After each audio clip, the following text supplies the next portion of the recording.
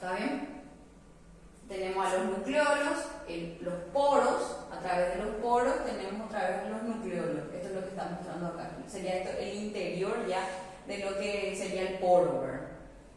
Y los ribosomas que están por fuera de los nucleolos y de los poros de nuevo. Vamos a darle pinceladas.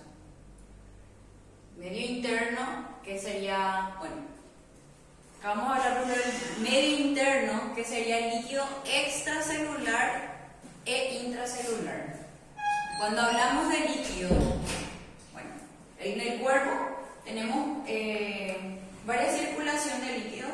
No sé si quieren prender el ventilador. No, ¿Está bien? no. Bueno, Entrar el... en cuanto a al medio interno, vamos a hablar de los líquidos extracelular y líquidos intracelular. Nuestro cuerpo básicamente está compuesto por agua, ¿verdad? Y la mayor parte del agua, en un 75% estamos formados por agua. Y la mayor parte de ese porcentaje están en las células. Y esas células, en cuanto a las células, otra vez tenemos el líquido que es extracelular, que sería lo que está por fuera de la célula, y los líquidos intracelulares, que es el líquido que, valga la redundancia, está dentro de las células. Por eso dice, el 65-75% del peso total del cuerpo humano es líquido y se encuentra en constante movimiento. Contiene iones y nutrientes para el mantenimiento de la vida celular. Y compartimiento intracelular constituye el líquido en el interior de las células, que equivale a 2/3 del líquido total intracelular, dentro de la célula, ¿verdad? Y el compartimiento extracelular sería 1/3 de lo que sería el líquido total de nuestro cuerpo, cada célula. Dos subdivisiones que serían el plasma sanguíneo y el fluido intersticial. De ahí es que conlleva al sistema circulatorio, que evidentemente está compuesto por líquido, ¿verdad? Y el fluido intersticial, que serían los fluidos para secretar, ya que por ejemplo podrían ser el sudor, la orina, las lágrimas incluso. Eso es lo que se está refiriendo con eso, ¿verdad? Bueno. Cuando hablamos de líquido extracelular, entonces, el origen de esos nutrientes se da gracias al sistema respiratorio, o el oxígeno en este caso, ¿verdad? El tracto gastrointestinal, que serían los hidratos de carbono y los ácidos grasos y aminoácidos. El hígado, que sería un órgano que se encarga de la conversión de algunas sustancias hacia las formas manejables. Y el sistema muscular esquelético, que da movilidad para la autoprotección y mantenimiento de la temperatura y obtención de alimento. Entonces, en cuanto al líquido extracelular, tenemos todo esto es lo que le da vida a ese líquido, ¿verdad? Lo que produce, prácticamente lo que produce a ese líquido, ¿verdad? El sistema respiratorio, evidentemente, porque al respirar nosotros le aportamos al cuerpo oxígeno. En la sangre tiene que circular, circula sangre desoxigenada y sangre oxigenada, que es lo que a nosotros nos permite todos los movimientos que realizamos. Evidentemente, por eso es que siempre hay crisis cuando hay personas que no pueden respirar, incluso llegan a descompensarse a raíz de eso, ¿verdad? Porque ya no llega suficiente oxígeno al cerebro, ¿verdad? Y en este caso a eso es a lo que se refiere. Todos los líquidos, evidentemente, en nuestro cuerpo tienen esa función. En este caso, cuando hablamos del líquido extracelular, hablamos de todo esto: al sistema muscular, esquelético, al hígado, tracto gastrointestinal y el sistema respiratorio. Y en cuanto a la eliminación de los productos finales del metabolismo, hablamos del pulmón, que elimina CO2, que sería el dióxido de carbono, y los riñones, que eliminan o secretan urea y ácido úrico en exceso. Todo lo que ya no le sirva al cuerpo sería lo que desechamos a través de las orinas y las heces. Homeostasis.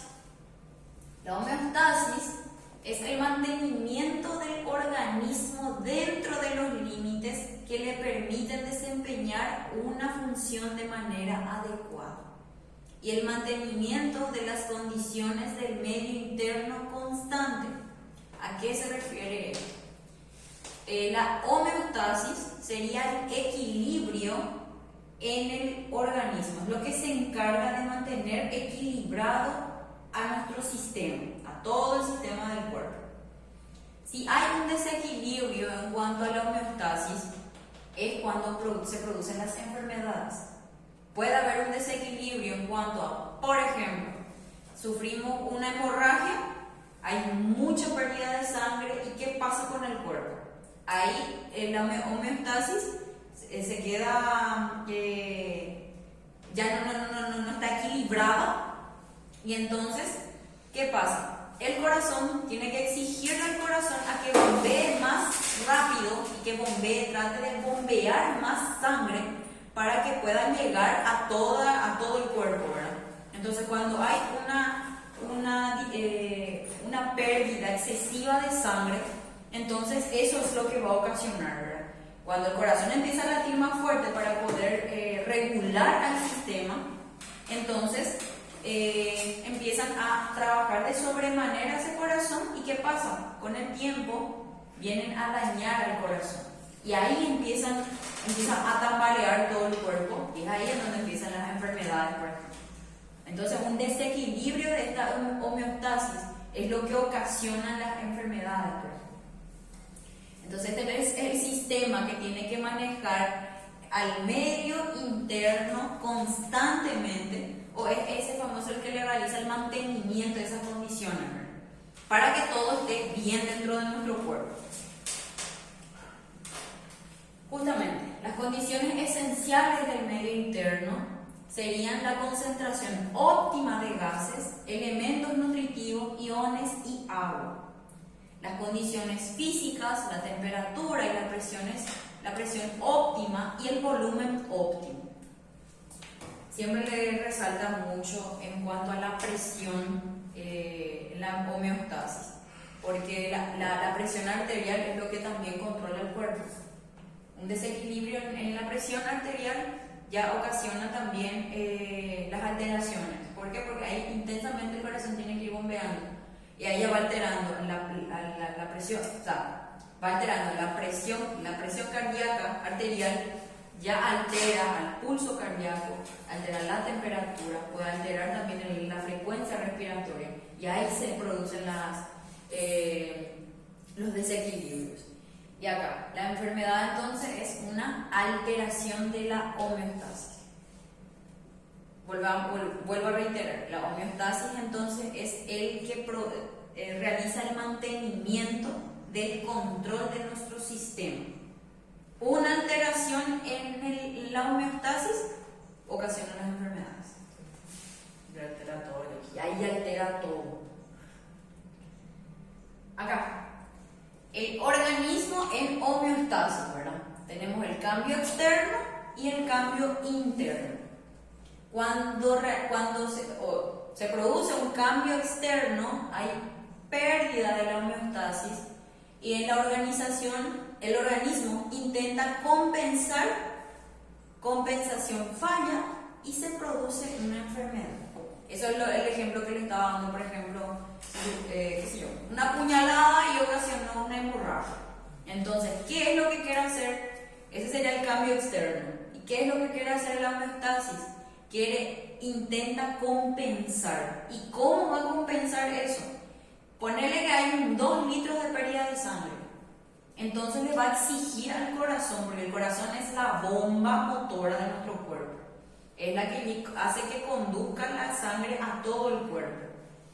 Entonces, le exige al corazón a que bombee mayor cantidad de sangre. ¿Y qué pasa con el corazón después? Se fatiga.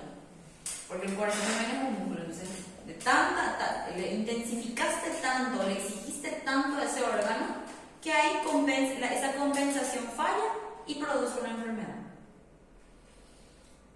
Cuando hablamos de cambio interno, en cuanto a la homeostasis, esta pérdida de la homeostasis intenta compensar, esa compensación acierta y ocasiona bienestar. otra es la cuestión cuando, por ejemplo, tenemos, a ver, un corte, no es lo mismo la hemorragia, ¿verdad? Tenemos un cortecito y ¿qué es lo que hace el cuerpo? Envía a las glándulas, a los eritrocitos, envía los eritrocitos a la zona de la herida. ¿Y qué es lo que hacen los eritrocitos? Empiezan a coagular en la zona y empiezan a disminuir esa pérdida de sangre, por ejemplo. Evidentemente, no estamos hablando, en este caso es una herida, en este caso es una hemorragia. Acá hubo una pérdida de 2 litros de sangre. En este caso es una herida abierta que está ocasionando una mínima cantidad de pérdida de sangre, ¿verdad? Entonces ahí, por ejemplo, evidentemente le sobreexige otra vez al corazón, entonces comienzan a enviar a los eritrocitos en la zona de la herida y ellos, como buenos constructores, empiezan a reconstituir ese tejido y se cierra la herida y después empieza a cicatrizar. Entonces, en ese caso, esa intención de compensar que tuvo la homeostasis tiene una compensación acertada y produce bienestar, o sea, sano, ¿verdad? Ok. Muy bien. La regulación de la homeostasis realiza el sistema nervioso y el sistema endocrino, principalmente, ¿verdad? El sistema nervioso es el que detecta las alteraciones y envía las señales en forma de impulsos nerviosos que producen cambios rápidos. Por eso les mencionaba que nosotros dependemos del cerebro y del corazón. Pero uno no puede trabajar sin el otro. Entonces, cuando yo les decía que la homeostasis regula junto con el corazón a esa función de que produzca más sangre para poder paliar esa pérdida que está teniendo, en este caso, al que le avisa la homeostasis es al sistema nervioso. El sistema nervioso es el que detecta esa cuestión, ¿verdad? Y entonces, el sistema nervioso es el que envía esas señales al tejido para que empiece, por ejemplo, acá, el sistema nervioso es el que le avisa al corazón, le transmite a través de señales de impulso a que tiene que bombear más rápido porque hay pérdida de sangre, por ejemplo. Y entonces, a través de este sistema de impulsos nerviosos es que ellos se avisan, estamos completamente conectados. Entonces ahí es cuando se producen los cambios rápidos, ¿verdad? El sistema endocrino es el que detecta los cambios y a través de la sangre envía los reguladores químicos, que serían las hormonas, y estos cambios son lentos. Es más lento, ¿verdad? Ambos mecanismos se coadyuvan para lograr el equilibrio, como les dije. La homeostasis entonces es la regulación de todo esto y la homeostasis es la que se encarga de que el sistema nervioso envíe las señales de impulso al sistema o al órgano competente en ese caso para que puedan volver a equilibrar el sistema, ¿verdad?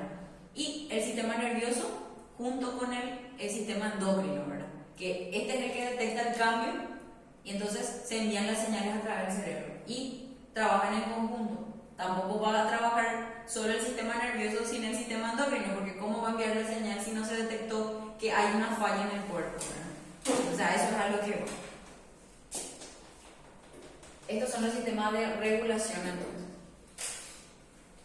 Y el sistema de control, la regulación dinámica, que serían el ciclo de eventos monitorizados constantemente y enviados a la región central, mantenido por circuitos de retroalimentación negativa. Entonces, estos sensores detectan la desviación de las condiciones basales y el centro integrador es el que determina el punto de mantenimiento de alguna función. Por ejemplo, la presión arterial, la frecuencia cardíaca, la temperatura y la respuesta a eso, ¿verdad? Y el efector sería el que produce esa respuesta ya. Entonces, Los sensores que vendrían del sistema nervioso, evidentemente, lo que estábamos mencionando antes, es el que detecta ese cambio que está realizándose en el cuerpo. Y el centro integrador entonces es el que determina ese mantenimiento. Cuando nosotros sufrimos, por ejemplo, una hemorragia, siempre con el tema de la hemorragia, pues es el mejor ejemplo que tengo, lógicamente algo se va a alterar. En este caso, por ejemplo, cuando hay una gran disminución de sangre o pérdida de sangre, lo que aumenta en este caso es la frecuencia cardíaca, sería el pulso. Evidentemente va a empezar a latir mucho más rápido el corazón porque tiene que compensar esa pérdida de sangre que hay. Y entonces ese es el punto de mantenimiento, el punto determinante que hace que envíe la señal al sistema endocrino, que es el que está ya cachando ahí que hay una afección en algún lado, y él envía la señal al sistema nervioso para que él empiece a actuar ya de cierta manera, ¿verdad? En ese caso, por ejemplo, la frecuencia cardíaca sería el tema.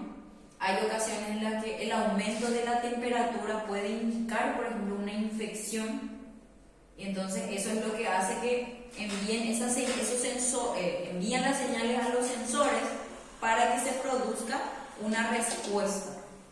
Entonces, en el caso de que haya, por ejemplo, un aumento de la temperatura, puede ser ocasionado por una infección. Entonces, el sistema tiene que autorregular cuando evidentemente estamos hablando de condiciones normales. Cuando ya hay una patología de base es otra historia, ahí ya se altera, es otro el desequilibrio. Pero acá, por ejemplo, lo que hace, por ejemplo, cuando hay un aumento de la temperatura, nuestro cuerpo mismo, el sistema endocrino mismo, es el que se encarga de regular junto con el sistema nervioso, trata de regular la presión, la temperatura, para que haya una disminución y trate de regular o de controlarse eso. Nuestro propio sistema autoinmune es el que a nosotros nos ayuda otra vez a poder disminuir, por ejemplo, la temperatura muy elevada. Mismo es el caso, por ejemplo, cuando se producen los escalofríos. Llega hasta un punto en el que tu cuerpo ya se sobreexigió en cuanto a la temperatura. Nuestra temperatura normal es 37 grados, ¿verdad? Ponele que, qué sé yo, a raíz de alguna situación subió a un 40 grados y el cuerpo empieza a temblar. Ese mecanismo, un mecanismo de defensa que nuestro cerebro envía para que tiemble, y al temblar empieza a generar, por ejemplo, la disminución del control de la temperatura.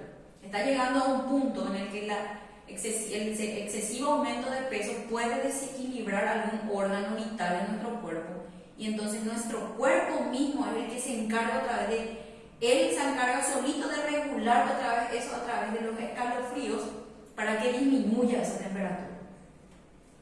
¿Se dan cuenta de la magnitud de lo que es nuestro cuerpo? Nuestro cuerpo mismo es el que hace esa reacción de protección, ¿verdad?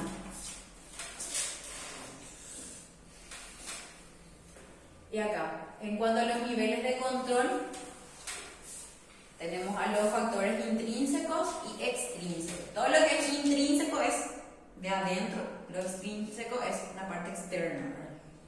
En cuanto a lo intrínseco, en este caso hablamos de las células y los órganos del sistema. Autorregulación, que puede ser autócrina o parácrina, ¿verdad?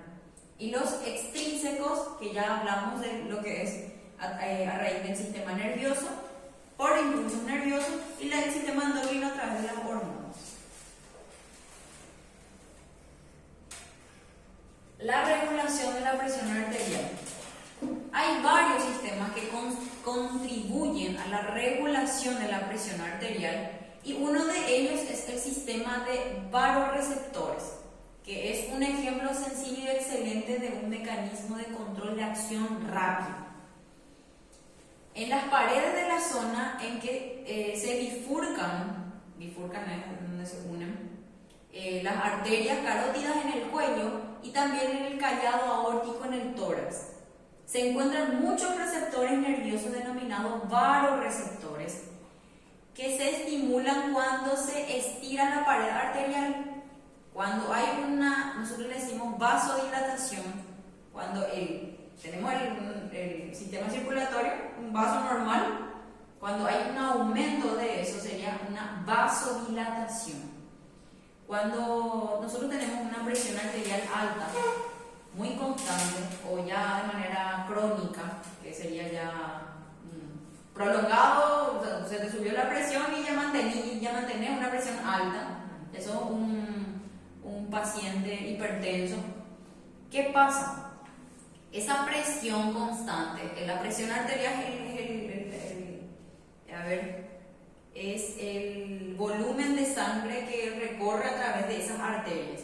Cuando es muy constante y muy acelerado, ya vasodilata ese vaso. Entonces, hay un aumento de esa pared arterial.